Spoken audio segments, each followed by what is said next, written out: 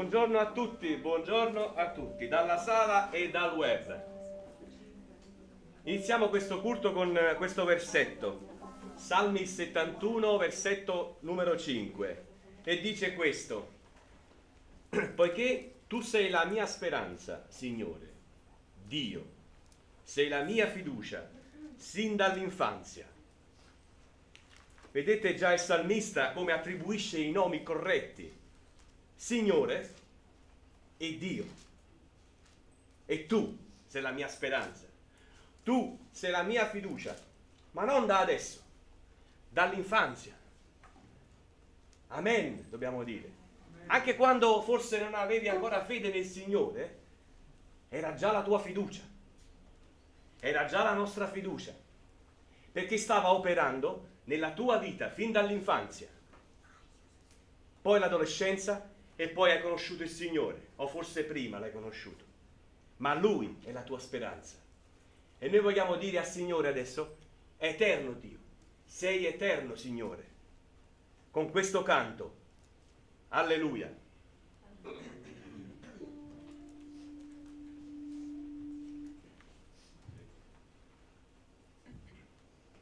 Godere questa bellissima giornata. Io credo in te. Alziamoci. Gesù, appartengo a te, Signore, è per te che io vivrò, per te io canterò tutto il cuore.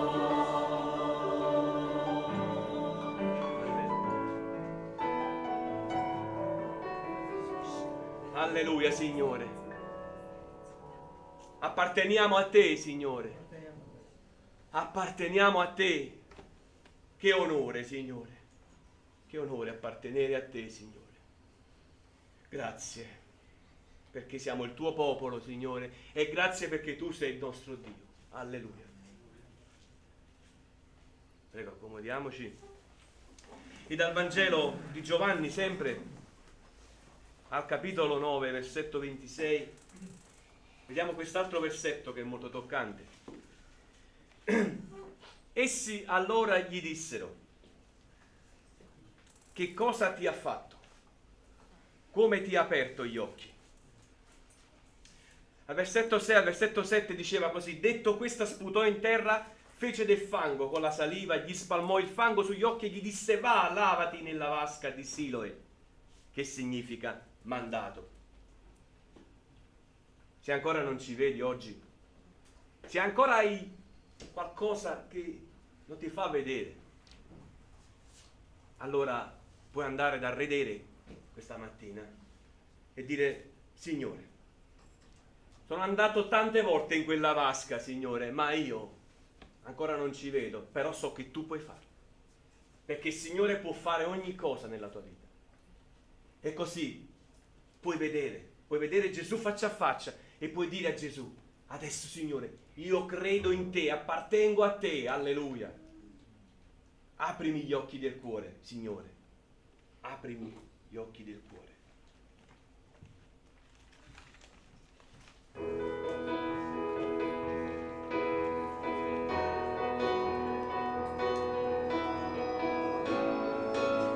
Mentre cantiamo Santo, Santo, Santo, Santo, Santo, Santo, Santo, Santo, Santo, Santo, Santo, voglio vederti. Santo, Santo, Santo, Santo, Santo, Santo, Santo, Santo, Santo, voglio vederti. Amen, amen. E ci vuole un amen, tutta la chiesa, anche tu a casa, amen. Voglio vederti, Signore. Dal libro di Amos leggiamo, Amos 9, versetto 11. Quel giorno io rialzerò la capanna di Davide che è caduta, ne riparerò i danni, ne rialzerò le rovine, la ricostruirò come era nei giorni antichi. E ancora Giobbe 4:4. E le tue parole hanno rialzato chi stava cadendo, hai rafforzato le ginocchia vacillanti. Se ti trovi in una situazione difficile, dove la tua capanna è caduta, dove la tua capanna in questo momento sta vivendo un momento difficile, il Signore ti ha fatto una promessa: riparerà i danni, ti rialzerà dalle rovine, ti ricostruirà come nei tempi antichi e ti rafforzerà. È la parola più bella alla fine in Giobbe 4:4, che stava vivendo un momento difficile, stava soffrendo sul suo corpo, sul suo fisico, eppure tira fuori questo versetto per fede. Dice: hai rafforzato le ginocchia vacillanti. Il Signore non vuole che le tue ginocchia vacillino. Speriamo di aver detto bene questo verbo. Il Signore vuole rafforzare la tua vita. Il Signore vuole rimetterti in piedi, ma devi porre la tua fiducia nel Signore e il Signore ti rialzerà, così come canteremo da questo canto.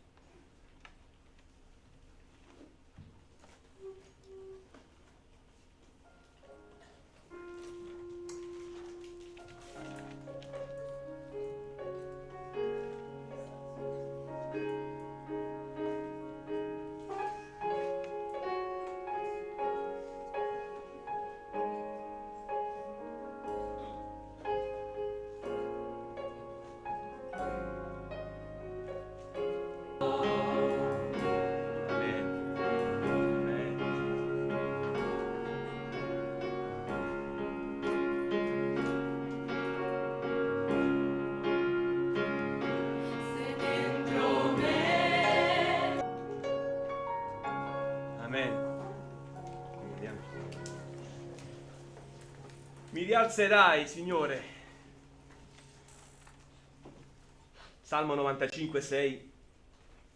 Venite, dice, e venite, adoriamo e inchiniamoci. Inginocchiamoci davanti al Signore che ci ha fatti. Questo è un versetto che ho letto dal calendario e vi leggo anche il commento. Possono essere diversi motivi che ci spingono ad inginocchiarci davanti al Signore. Pietro si gettò ai piedi di Gesù perché preso da timore, in Luca 5:8. Maria di Betania, invece, dopo la morte di Lazzaro, rivolse in questo modo la sua disperazione a Gesù, in Giovanni 17:32. Un lebbroso guarito, infine, manifestò con tale gesto la sua gratitudine, questo in Luca 17:32. Vi dico che questi versetti prendete appunto magari. In questo salmo l'atto di inginocchiarsi viene inteso come un gesto di adorazione, sospinto dalla gioia dell'autore per la salvezza ricevuta. Il salmo infatti esordisce così: venite, cantiamo con giubilo all'Eterno, mandiamo grida di gioia alla rocca della nostra salvezza. È la stessa gioia che ha percorso tutto il mio essere, dice chi scrive questo, quando mi è stato testimoniato che Gesù mi amava al punto che aveva dato la sua vita per me e che se avessi accolto la sua signoria avrei trascorso l'eternità alla sua presenza. Sì, dice ancora, adoriamo, inginocchiamoci, non c'è niente di più entusiasmante ed appagante per diventare figli di Dio. Belle queste parole. Dal Vangelo di secondo Giovanni, capitolo 3, versetto 14, vediamo un'altra cosa. E come Mosè innalzò il serpente nel deserto, così bisogna che il figlio dell'uomo sia innalzato. Innalza il Signore, innalza Gesù nella tua vita, lascia stare le altre cose e inginocchiati, come è scritto in questo salmo che abbiamo letto. Inginocchiati davanti al suo cospetto, davanti alla sua signoria, davanti alla sua presenza, e innalza il suo nome. Lo puoi fare adesso in preghiera, anche tu da casa. Sì, puoi inginocchiarti, puoi pregare, puoi innalzare il tuo Dio, e se non l'hai ancora fatto, forse è il momento giusto per farlo. Forse oggi è la giornata giusta per te, forse oggi puoi decidere. Preghiamo tutti, facciamolo in maniera unanime.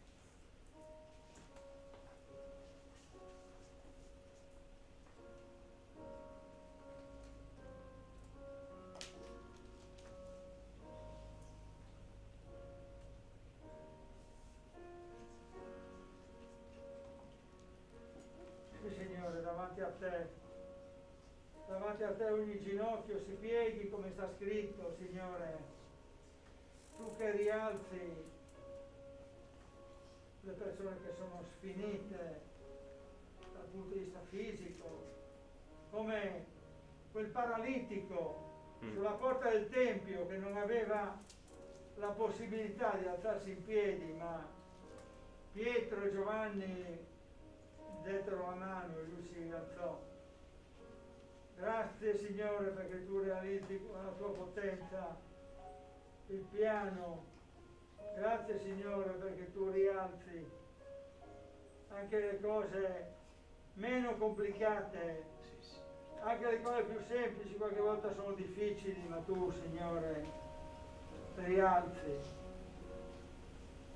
Sia lode al tuo nome Signore, perché noi che siamo stati riscattati dal tuo sangue possiamo dirti sia lode al tuo nome Signore, possiamo gridarti che siamo tuoi, che apparteniamo a te, che non abbiamo paura di niente.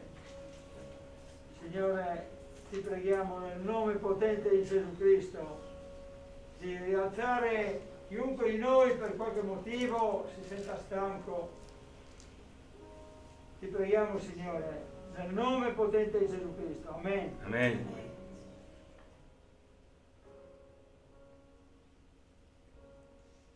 Grazie perché sono davanti al Dio vivente.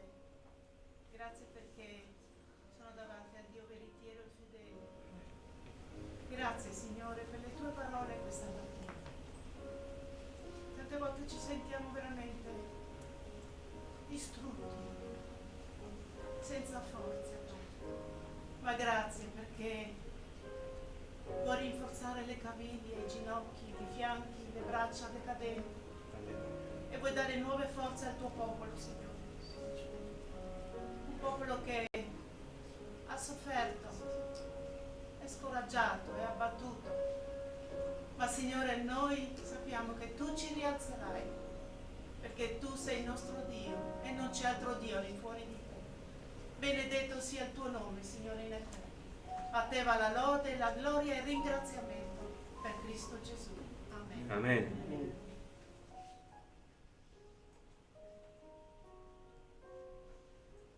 Quando ero sola e stanca, Signore, tu eri con me, ancora prima che io mi sapessi, Signore. Quando ti ho invocato, quando ti ho chiesto aiuto, Signore, non sei venuto a meno e mi hai soccorso.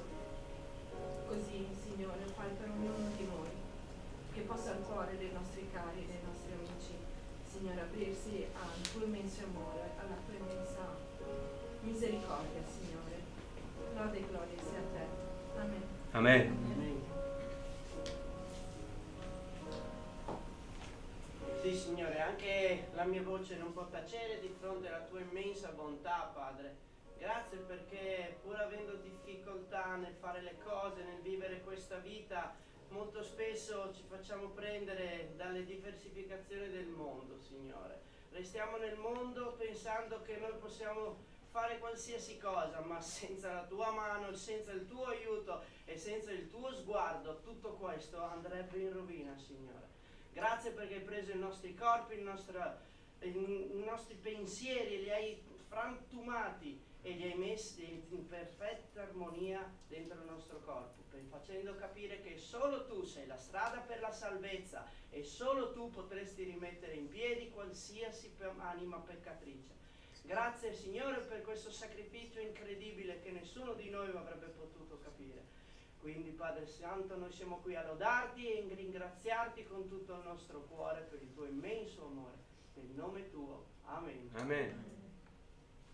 Signore, ti ringraziamo, benediciamo il tuo nome questa mattina e ti adoriamo perché sei il nostro Dio, sei colui che ci ha salvati, che ci ha redenti, ci ha riscattati e ci ha trasportati nel regno del tuo figlio Gesù. Così, Signore, questa mattina ricevi la lode dai nostri cuori, Signore, ricevi la nostra adorazione.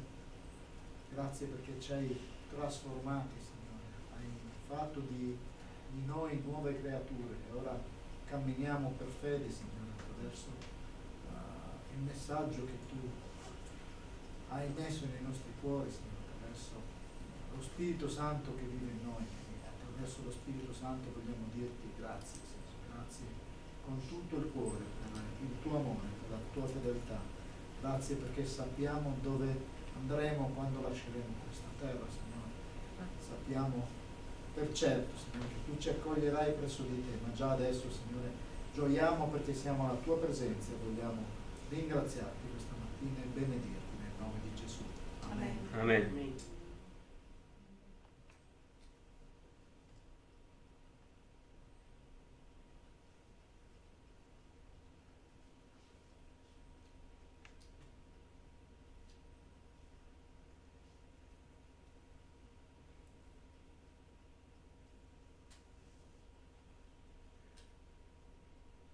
Gesù, ti innalziamo proclamandoti Re. Alleluia.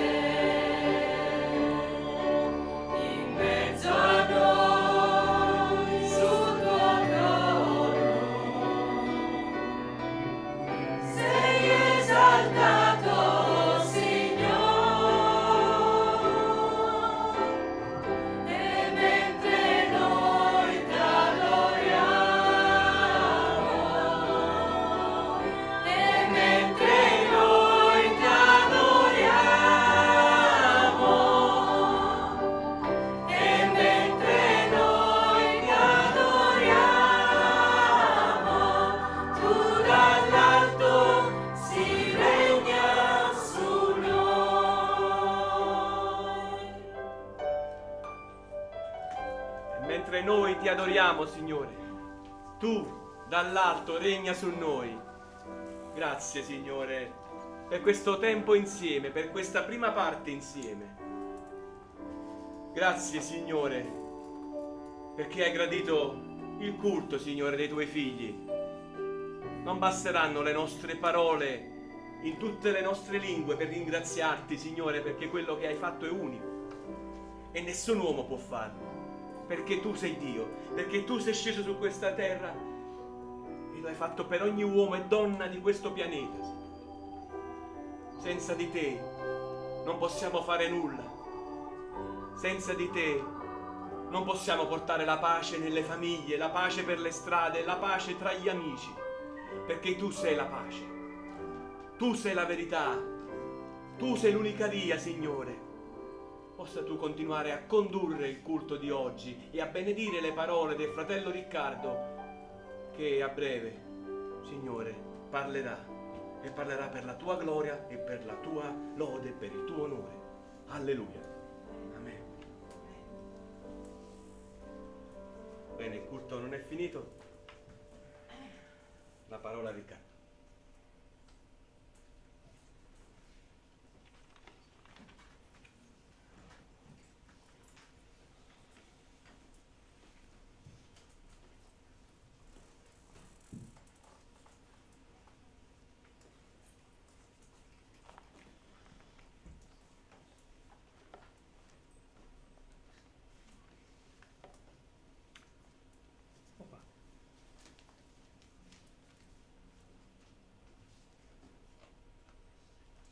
Bene, oggi cercheremo di rispondere ad una domanda, e la domanda è questa: che cos'è la verità? Dove andremo a cercare la verità questa mattina? Andremo a cercare su una montagna. Andremo a cercare da colui che legifera, che scrive la sua legge.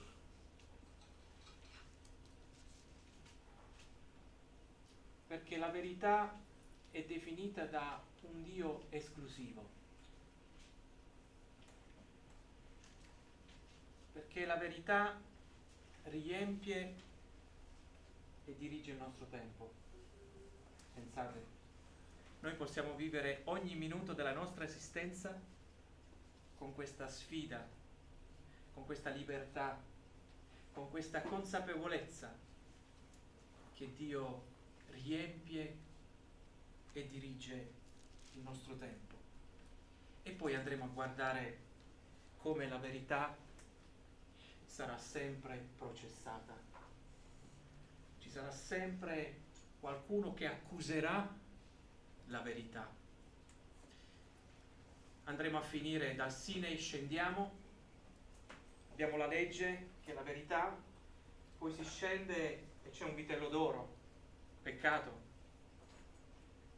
perché la verità è disattesa, la verità è sminuita,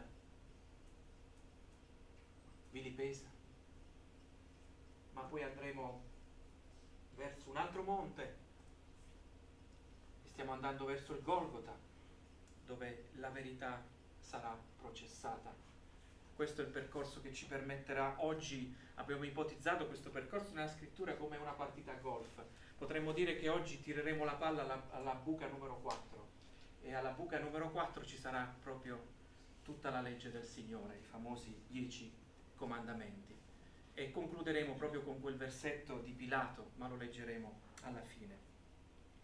Quindi cos'è la verità? Chi definisce la verità? Dove trovare la verità? Oggi faremo un viaggio intorno a questo tema, perché la verità è continuamente definita in modo diverso sia dagli individui e sia dalla società, come siamo influenzati dalla nostra cultura intorno al tema della verità. Spesso è attaccata, spesso è offesa, si cerca di adattarla alla società nella quale si vive, la si rende anche soggettiva. Parlate con le persone, la mia verità. C'è sempre una verità soggettiva, in modo tale di avere la percezione di essere liberi, o almeno questa è l'illusione. Faccio solo un esempio, come nel tempo la verità sia stata ridefinita. Nel passato si rifiutava il cristianesimo, questo era da parte soprattutto degli scettici, per il motivo che definivano il cristianesimo non vero. Questa era la definizione del cristianesimo nel passato. Oggi si rifiuta il cristianesimo perché si rifiuta ogni verità assoluta, perché tutto è relativo. Quindi vedete che la verità è continuamente attaccata e processata sempre.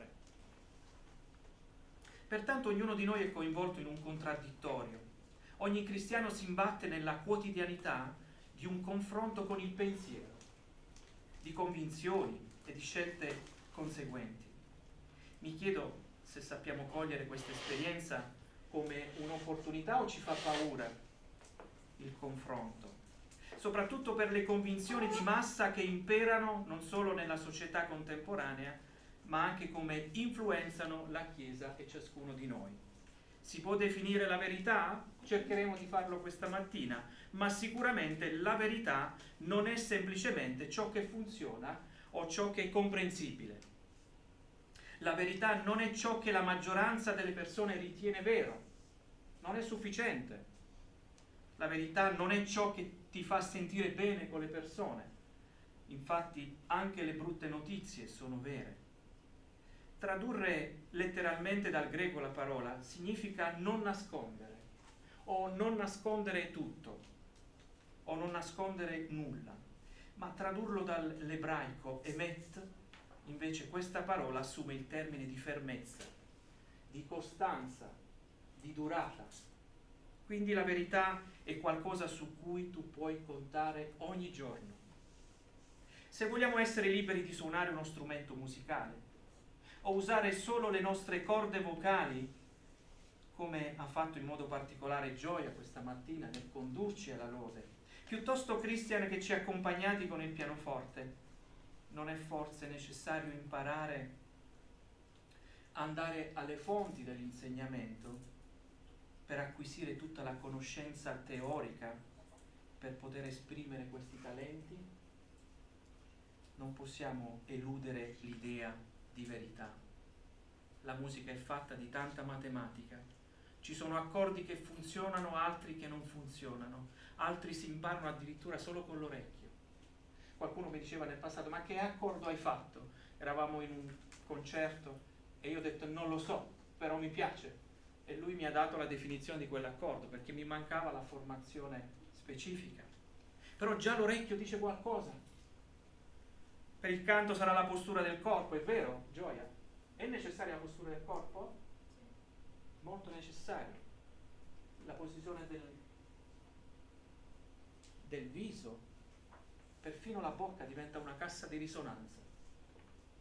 Sono tutti elementi che appartengono alla verità, qualcosa che noi dobbiamo apprendere per suonare, per cantare bene. Vogliamo avere un matrimonio che funzioni?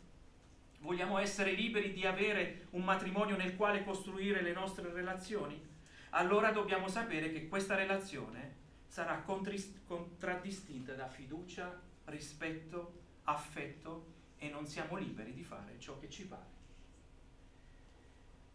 Pertanto in ogni area della vita, dell'esistenza, dalle scelte ai comportamenti, abbiamo bisogno di verità. Oggi si cerca di negare gli assoluti. Fa comodo invece credere in qualsiasi cosa, ma se vogliamo imparare a suonare andremo da un maestro, se vogliamo andare a imparare a cantare andremo da un insegnante di canto, se vogliamo costruire un matrimonio andiamo da Dio. La quarta tappa del nostro percorso nella Bibbia ci colloca nella sfera di un Dio che legifera, ovvero di un Dio che scrive la sua legge per il nostro bene e per la nostra libertà. Ricorderemo che la narrazione biblica, partendo da Genesi 1 e 2, ci ha consentito di conoscere un Dio creatore, perché nel principio la terra era vuota e informe e Dio ha fatto ogni cosa, togliendo il caos, riempiendo il vuoto, ogni giorno e con un ordine ben preciso. Successivamente siamo entrati nel capitolo 3 di Genesi, nel quale abbiamo trovato una tensione universale tra Dio e l'umanità, o tra Dio e l'uomo e la donna, perché hanno scelto deliberatamente di non riconoscere la verità come proceduta da Dio. Nonostante gli accadimenti, si potevano anche scorgere in questa tensione atti di grazia, perché Dio non ha niente ai ribelli. Qualcuno lo chiama protoevangelo, proprio descritto in Genesi 3. Ora si entra nel campo di ciò che lui scrive. Lo avevamo visto creare, ora scrive un documento per il suo popolo, affinché la verità sia definita e si possa distinguere tutto ciò che non è verità. Perché la verità, dall'ebraico, emet, è fermezza, costanza, durata. Concluderemo oggi come la verità è sempre attaccata nella storia, perché Gesù stesso è la verità. Vogliamo leggere dal Vangelo di Giovanni, capitolo 14, versetto 6, e troveremo questa definizione di Gesù, Giovanni capitolo 14 versetto 6, Gesù gli disse: eccola, io sono la via. E cos'altro? La verità, ma anche la vita. Lo ripetiamo? Io sono la via, la verità e la vita. Amen. Amen. Però c'è anche qualcos'altro da dire. Nessuno viene al Padre se non per mezzo della verità, se non per mezzo di me. Pertanto la verità non è solo un concetto, è la via che ci conduce a conoscere una persona, e a questo punto è un soggetto, e riguarda Dio che utilizza lo strumento della verità per farsi conoscere, per riaffermarsi su tutto il creato, per liberare chi è nella schiavitù, per offrire libertà, che non è fare quello che ci pare, ma quello che Dio ha definito buono per ciascuno di noi. Ad una voce insicura, debole, incominciate a immaginare questo personaggio mentre ve lo descrivo. Una voce insicura, debole, ad un uomo che aveva tanti sensi di colpa per delle storie vissute nel passato, aveva ucciso un egiziano per difendere un uomo del suo popolo. Di chi stiamo parlando? Ad un uomo di circa 80 anni di età che aveva anche delle insicurezze nel parlare, ad un allevatore apparentemente fuori gioco dai piani di Dio, proprio la verità, colui che esprime la verità ha qualcosa da dirgli. Andiamo in Esodo capitolo 3, versetti 14 e 15. Esodo capitolo 3, Dio disse a Mosè: io sono colui che sono. Poi disse: dirai ai figli di Israele: l'Io sono mi ha mandato da voi. Dio disse ancora a Mosè: dirai così ai figli di Israele: il Signore, il Dio dei vostri padri, il Dio di Abramo, il Dio di Isacco, il Dio di Giacobbe mi ha mandato da voi, tale è il mio nome in eterno. Così sarò invocato di generazione in generazione. La verità, cari amici, cari fratelli, è prorompente. La verità è una compagnia. La verità viene a noi, quella di Dio che si definisce l'Io sono, e aggiunge: sono colui che sono. Sembra un gioco di parole, è vero? Ma il concetto è che Dio si definisce per quello che è e per quello che non è.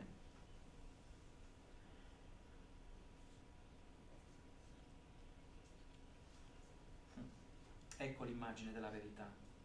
È l'immagine che definisce ciò che è e ciò che non è. Questo è il volto della verità, l'immagine della verità. Di solito Dio viene continuamente definito dagli altri. Ogni giorno potrai imbatterti nell'idea di come gli altri lo definiscono, è vero? Provate a parlare di Dio a qualcuno. Ma Dio si definisce da solo, essendo un soggetto, una persona. Egli dirà a Mosè che la verità vuole farsi conoscere ai figli di Israele in quel momento storico, ma oggi possiamo dire che Egli continua a rivelarsi a noi, a parlare, a esprimere nella verità del Figlio, nel presentarlo all'umanità per far conoscere la verità. Infatti anche Gesù non potrà essere definito dagli altri, come spesso accade, ma Egli stesso dirà: io sono. Vedete come Gesù prende le parole del Padre: io sono la via, la verità e la vita. Dopo pochi anni dalla sua resurrezione, la stessa resurrezione venne negata da coloro che si opponevano alla verità. Ma senza resurrezione non è forse vana la nostra fede? Senza resurrezione siamo nel nulla della fede. La verità pertanto rassicura coloro che hanno paura. Israele era in schiavitù. La verità consente di essere protagonisti di grandi cambiamenti nella nostra vita e nella vita di coloro che ci circondano. Pertanto non potrà mancare in questa narrazione che ha l'ambizione di camminare nelle scritture, collocando a terra un ulteriore pilone, come quelli che vengono messi a terra con la fondazione in cemento armato, che ci consente di fare un ponte o comunque di camminarci sopra.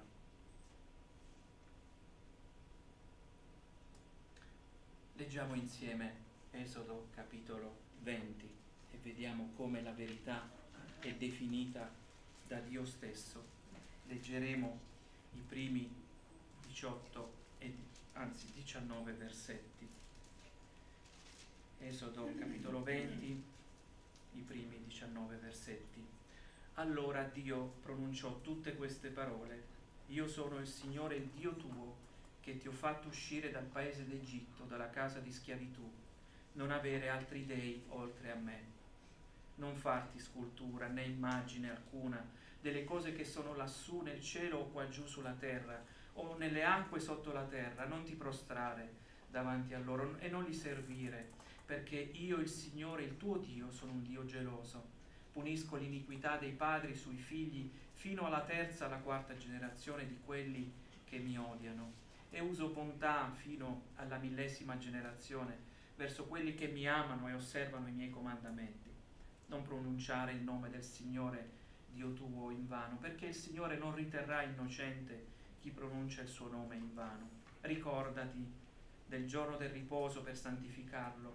Lavora 6 giorni e fai tutto il tuo lavoro, ma il 7° è giorno di riposo, consacrato al Signore tuo. Non fare in esso nessun lavoro ordinario, né tu, né tuo figlio, né tua figlia, né il tuo servo, né la tua serva, né il tuo bestiame, né lo straniero che abita nella tua città, poiché in 6 giorni il Signore fece i cieli, la terra, il mare e tutto ciò che in essi, e si riposò il 7° giorno. Perciò il Signore ha benedetto il giorno del riposo e lo ha santificato.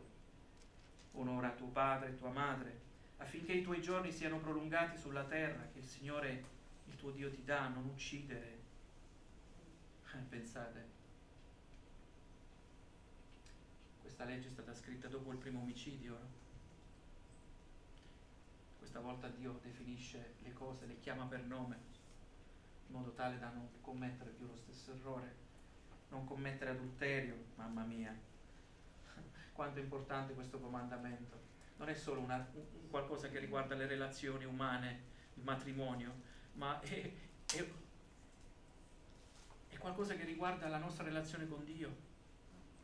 Pertanto, mentre Dio guarda la fedeltà di un matrimonio a terra, ci insegna ad amarlo, ad essere fedeli a Lui.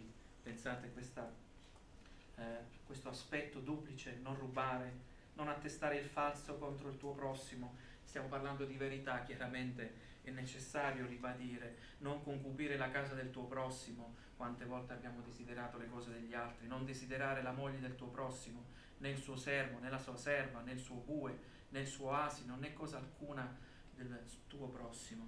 Or tutto il popolo udiva i tuoni, il suono della tromba, e vedeva i lampi e il monte fumante. A tal vista tremava e stavano lontano. E disse a Mosè: parla tu con noi e noi ti ascolteremo, ma non ci parli Dio, altrimenti moriremo. Alziamoci in piedi e preghiamo il Signore.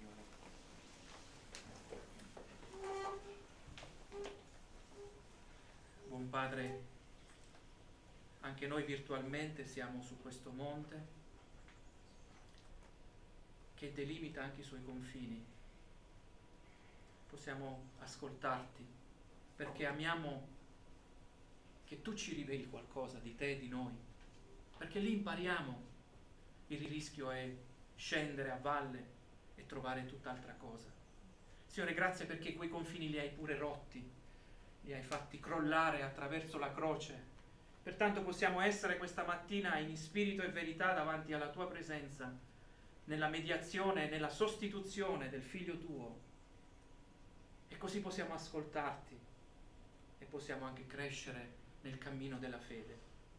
Benedici questa giornata di riposo che consacriamo a te. Grazie per fin qui ci hai soccorsi. Ti benediciamo nel nome di Gesù. Amen. Amen. Amen. Prendiamo posto. Non avere altri dei oltre a me. Io sono il Signore, il tuo Dio, che ti ha fatto uscire dal paese d'Egitto. Abbiamo conosciuto un Dio creatore universale. Ora è colui che chiama un popolo a seguirlo. Lo stesso che ha creato la vita, respiro, salute, forza.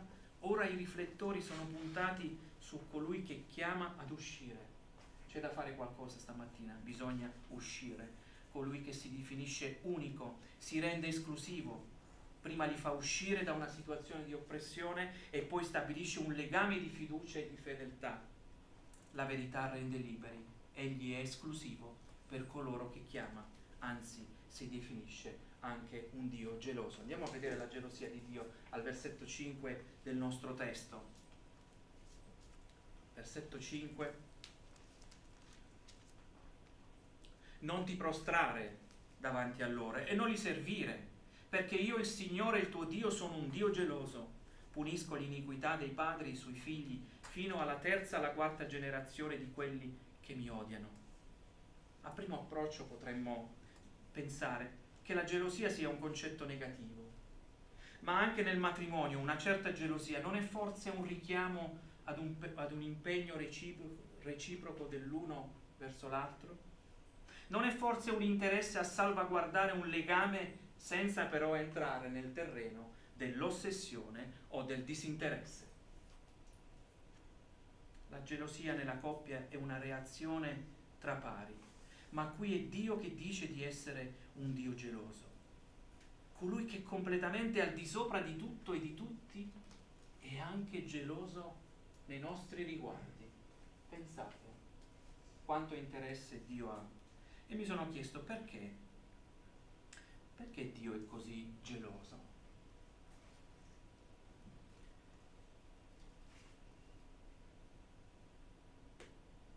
Perché non ci vuole lasciare a noi stessi.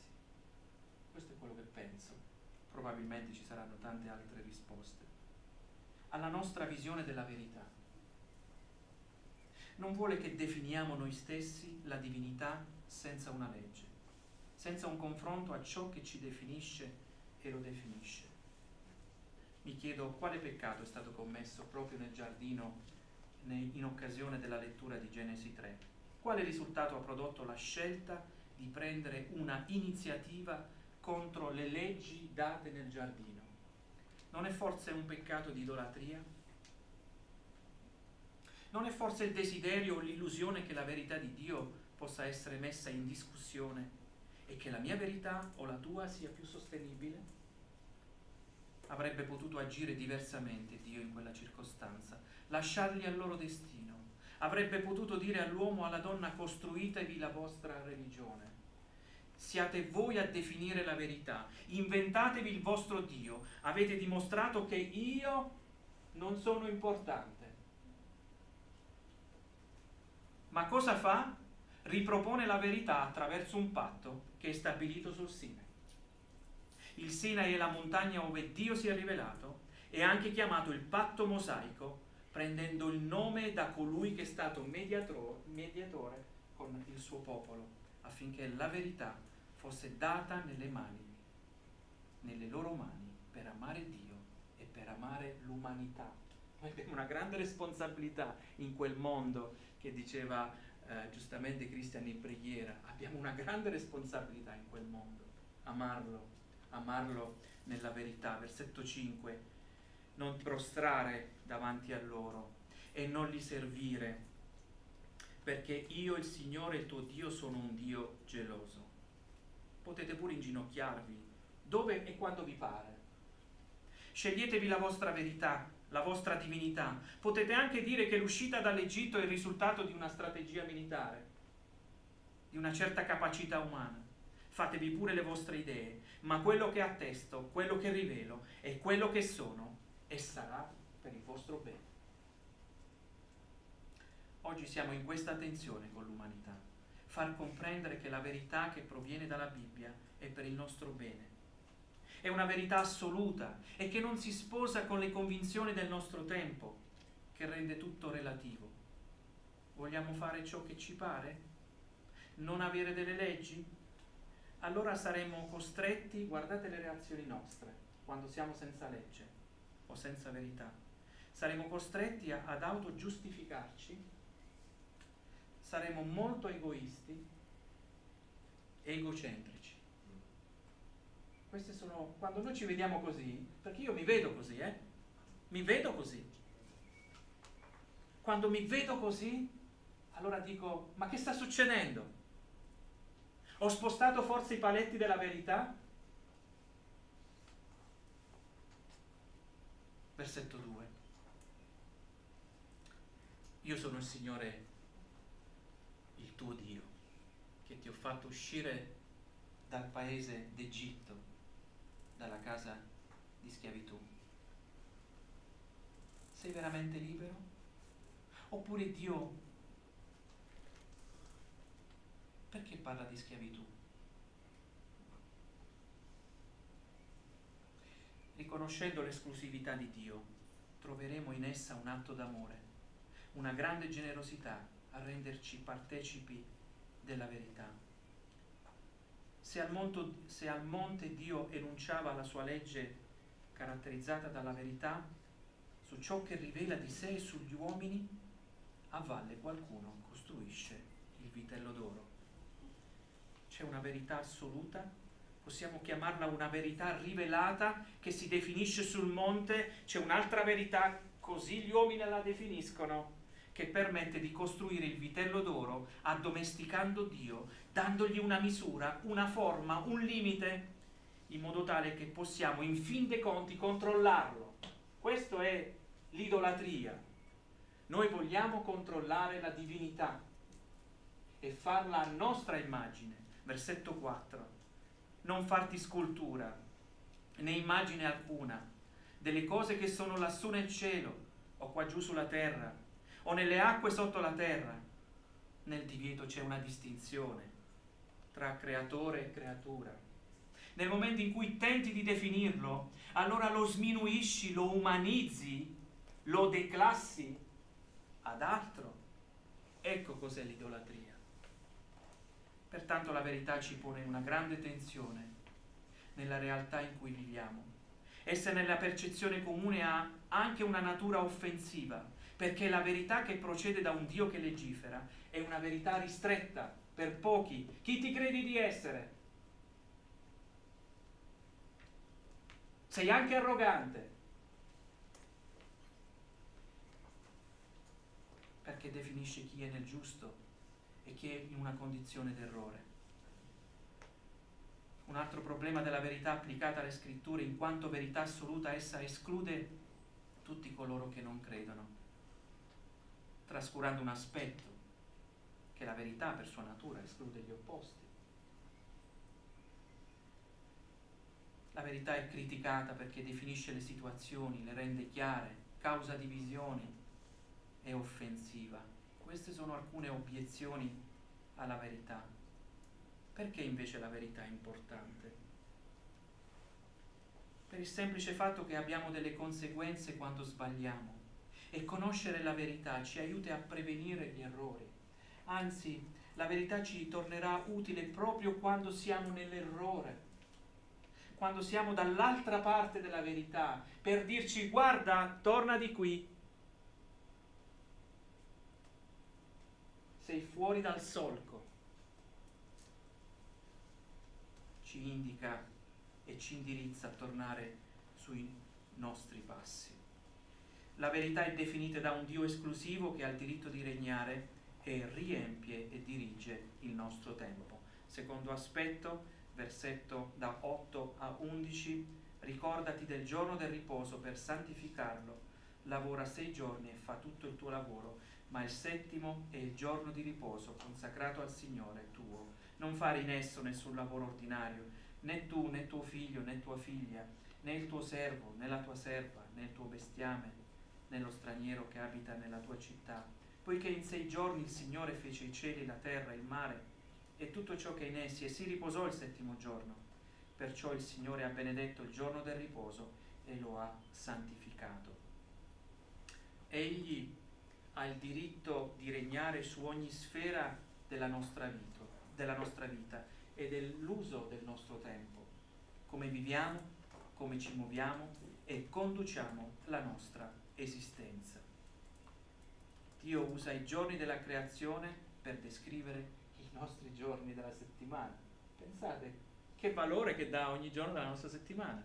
Lunedì, martedì, cosa ha fatto martedì Cristina, piuttosto Luana mercoledì, giovedì, venerdì Imma, sabato, Salvatore, perché di solito è impegnato anche qui, domenica siamo qui.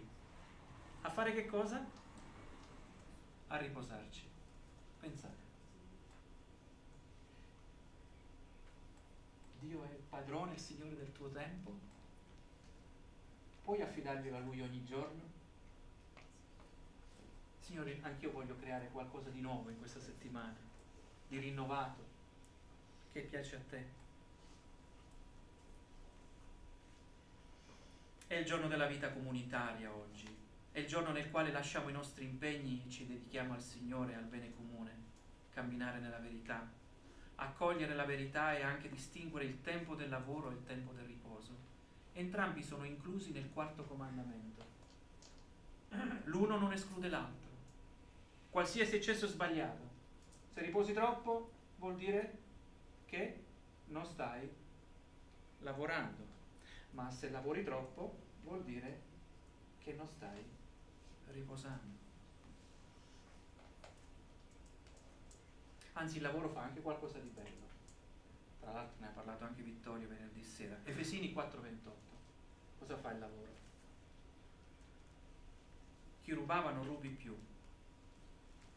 Pensate ai credenti che stanno dentro questa chiesa, no? Paolo sta facendo questa esortazione.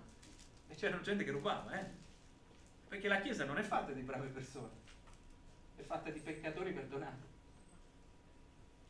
Chi rubava non rubi più, ma si affatichi piuttosto a lavorare onestamente con le proprie mani, guardate, e c'è qualcosa, c'è un'estensione al comandamento, affinché abbia qualcosa da dare a colui che ne ha bisogno. Pensate a che serve il lavoro. Non serve solo a noi. Noi pensiamo sempre che il lavoro è una cosa nostra, ma non riguarda solo noi, riguarda gli altri. La verità pertanto ci definisce e ci modella, ci offre un ritmo, in questo caso è il ritmo della creazione, ci lascia liberi di realizzare, ma anche liberi di riposare e di rallegrarci. Per favore, oggi rallegratevi, perché lo possiamo fare. Noi ci possiamo rallegrare, noi possiamo gioire.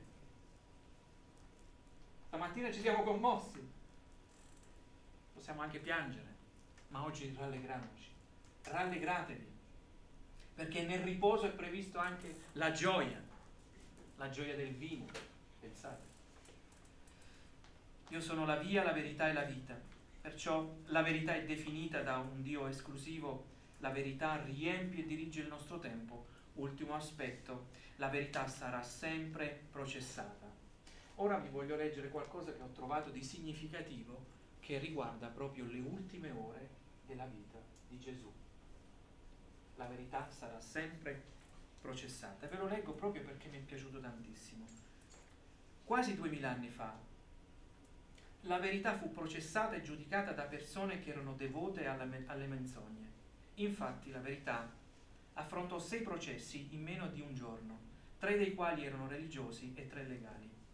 Alla fine ben poche delle persone coinvolte in quegli eventi furono in grado di rispondere alla domanda: cos'è la verità? Dopo essere stato arrestata, la verità fu prima condotta da un uomo di nome Anna, un corrotto ex sommo sacerdote ebreo. Anna infranse numerose leggi ebraiche durante il processo, tra le quali tenere il processo a casa sua, provare a indurre l'imputato ad autoaccusarsi, colpire l'imputato che in quel momento non era stato condannato. Dopodiché la verità fu condotto dal sommo sacerdote in carica, Caifa, che guarda caso era il genero di Anna. Davanti a Caifa e al sinedrio ebraico molti falsi testimoni si presentarono per parlare contro la verità, tuttavia non poterono dimostrare nulla e non si trovò alcuna prova di reato. Caifa infranse almeno 7 leggi mentre cercava di condannare la verità. 1. Il processo si tenne in segreto.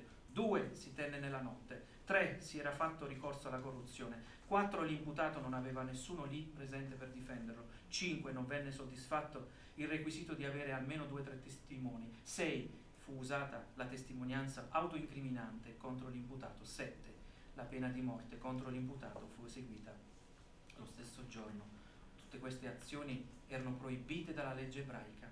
Nonostante ciò, Caifa dichiarò la verità colpevole, perché sosteneva di essere Dio venuto in carne, cosa che Caifa chiamò blasfemia. Pensate che sintesi.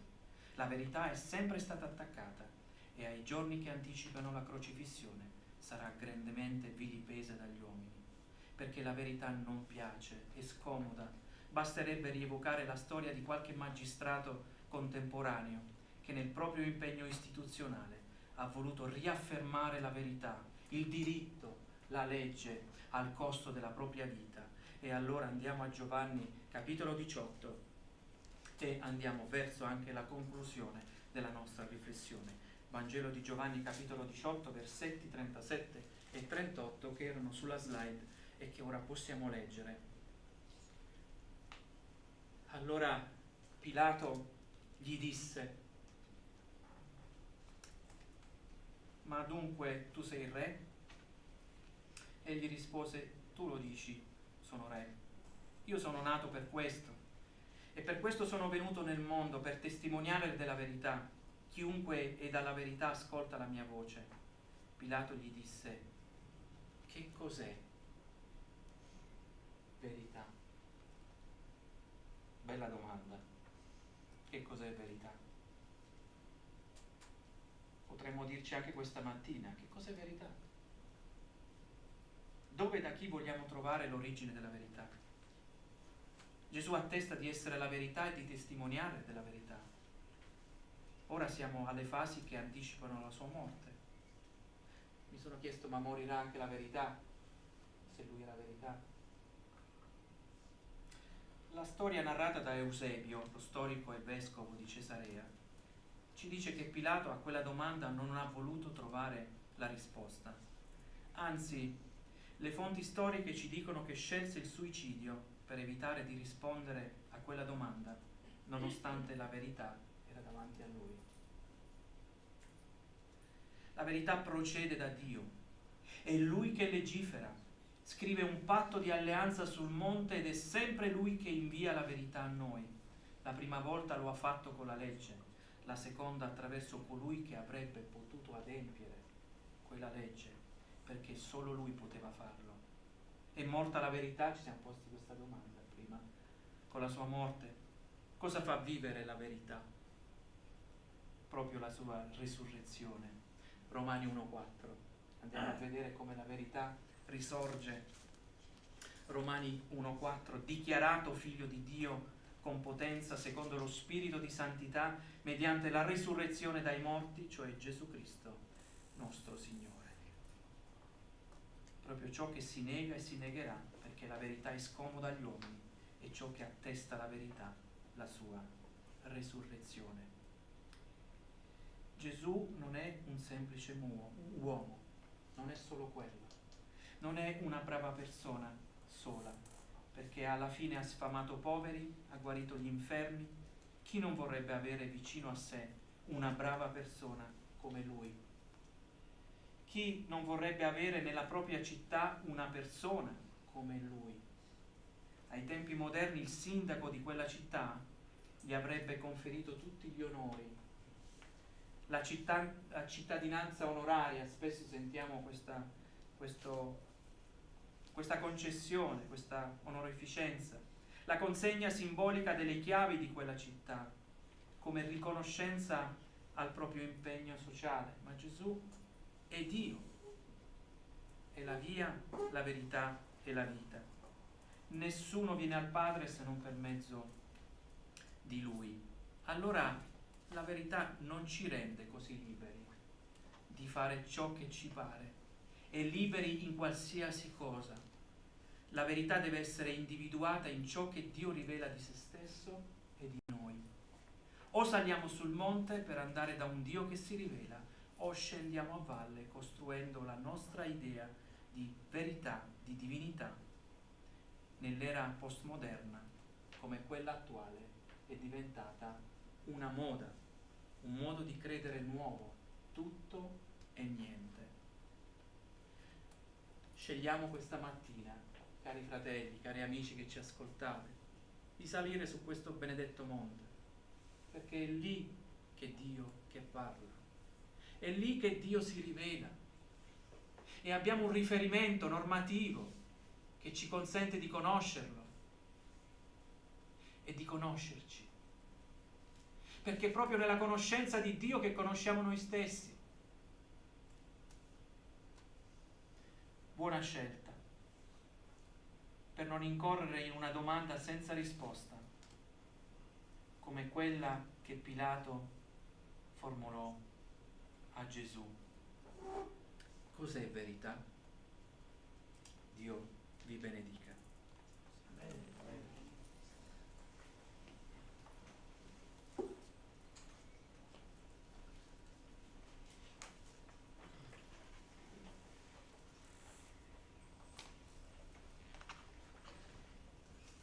Che cos'è verità se non lo scorgere ogni giorno questo progetto di Dio che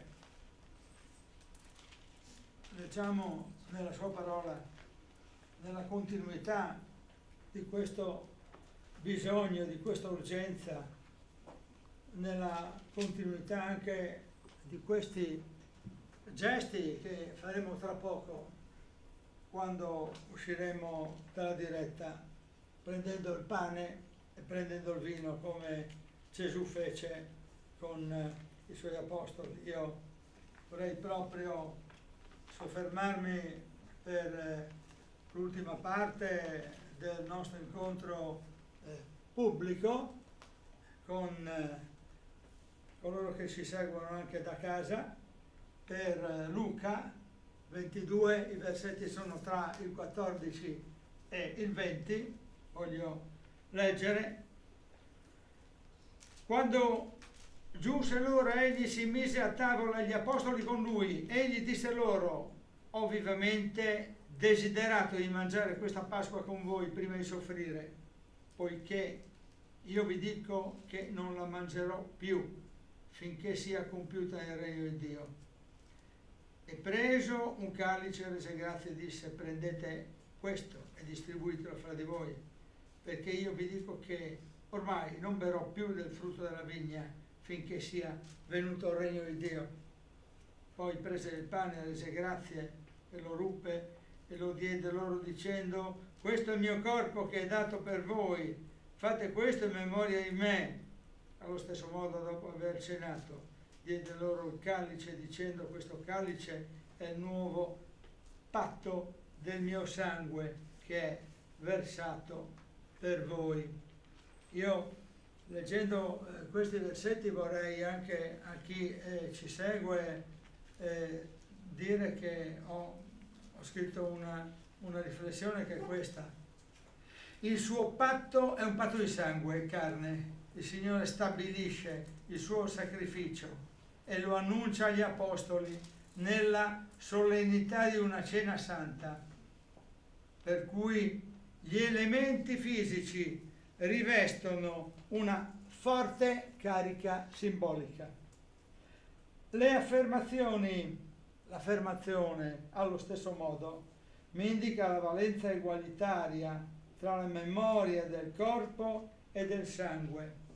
Mangiare il corpo non è un atto proprio in se stesso, ma è assunzione di responsabilità, come bere il sangue. Sono responsabile di questo atto che non può essere formale, atto sostanziale, ma allo stesso tempo non può essere considerato nella sua fisicità. Il pane e il vino rimangono tali, non si trasformano, ma rivestono una potente carica evocativa. Altrove troviamo scritto: lo faremo finché egli venga, fino al suo ritorno. E lo faremo in modo degno e chiedendo al Signore che ci aiuti a comprendere sempre di più il senso della nostra piena partecipazione a questo pane e a questo vino, che sono simbolicamente il corpo e il sangue di Cristo. Non c'è nessuna trasformazione. E con questo lasciamo coloro che ci hanno seguito nella diretta, diamo appuntamento ai nostri prossimi incontri, che il Signore ci benedica e ci faccia scoprire giorno per giorno la verità. Amen.